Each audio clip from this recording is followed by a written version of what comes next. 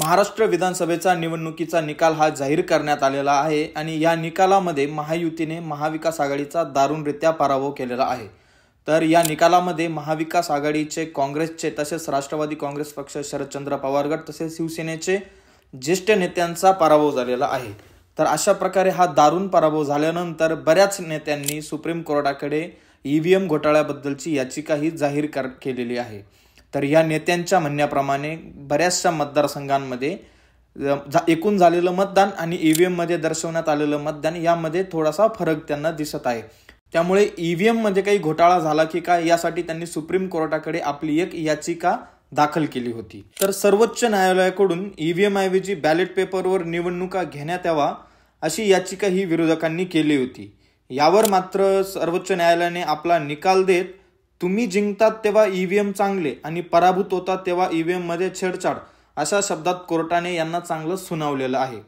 परंतु आता या सगळ्यावर राष्ट्रवादी काँग्रेस पक्षाचे आमदार रोहित पवार यांनी काही गोष्टींचा खुलासा केलेला आहे। तर रोहित पवारांनी जी गोष्ट मेन्शन केलेली आहे त्यात त्यांनी सांगितलं की नाशिक जिल्ह्यातले सर्वच्या सर्व खासदार हे महाविकास आघाडीचे आहेत।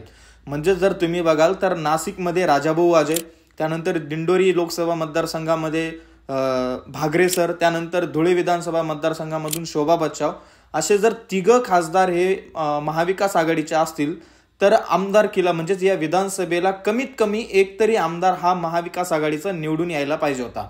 परंतु त्यांनी अशी गोष्ट सांगितली की या नाशिक जिल्ह्याच्या 15 विधानसभाच्या मतदारसंघामध्ये 15च्या 15 जागा ह्या महायुतीला मिळालेल्या आहेत। म्हणजे तिथे एक सुद्धा जागा ही महाविकास आघाडीला मिळालेली नाही।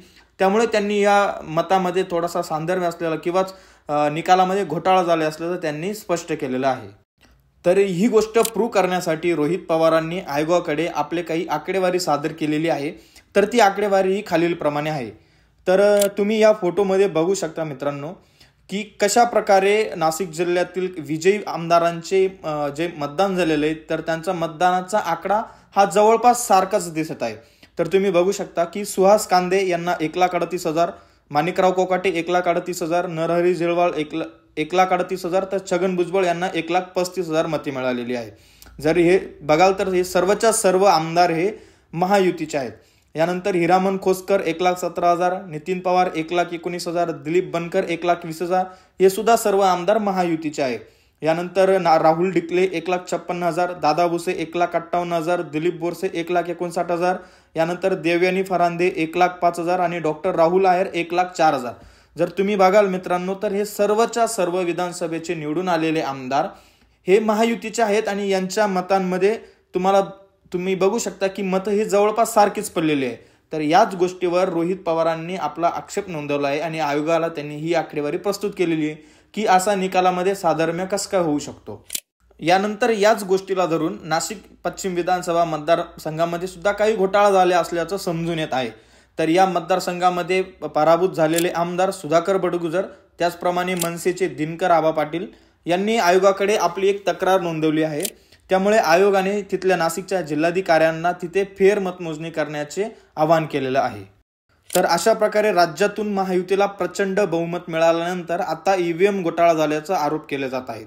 नाशिक पश्चिम मधून विद्यमान आमदार सीमा हिरे या विजयी झाल्या असून विजयावर आक्षेप घेत एकीकडे त्यांच्याच पक्षामधून मोठ्या प्रमाणावर विरोध असल्यानंतर सुद्धा त्यांना इतक्या मोठ्या प्रमाणामध्ये लीड घेत विजय कसा काय मिळाला यावर उमेदवार बडगुजर त्याचप्रमाणे दिनकर पाटील यांनी ईव्हीएमवर शंका घेतलेली आहे आणि त्यांनी फेर मतमोजणीची मागणी केलेली आहे। तर जिल्हाधिकाऱ्यांनी त्यांच्या या मागणीला उत्तर देत या मतदारसंघातील एकूण 5% बूथचं ते फेर मतमोजणी करणार आहे। तर या मतदारसंघामध्ये एकूण 413 मतदान केंद्र आहेत। तर त्या 413चे 5% म्हणजे जवळपास 20 मतदान केंद्रांची ते आता फेर तपासणी करणार आहेत आणि या फेर तपासणीसाठी त्यांनी जवळपास एका बूथसाठी 40,000 रुपये पेनल्टी ही पे करण्यासाठी सांगितलेली आहे।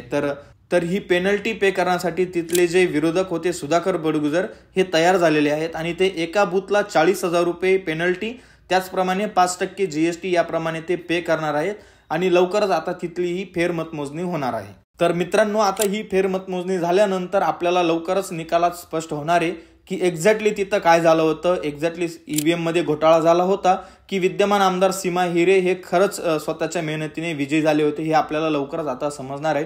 तर अशा या पुढील अपडेटसाठी आत्ताच आमच्या चॅनलला तुम्ही सबस्क्राईब करून ठेवा आणि हा व्हिडिओ जास्तीत जास्त शेअर करा। व्हिडिओ शेवटपर्यंत पाहिल्याबद्दल आपलं धन्यवाद। जय महाराष्ट्र।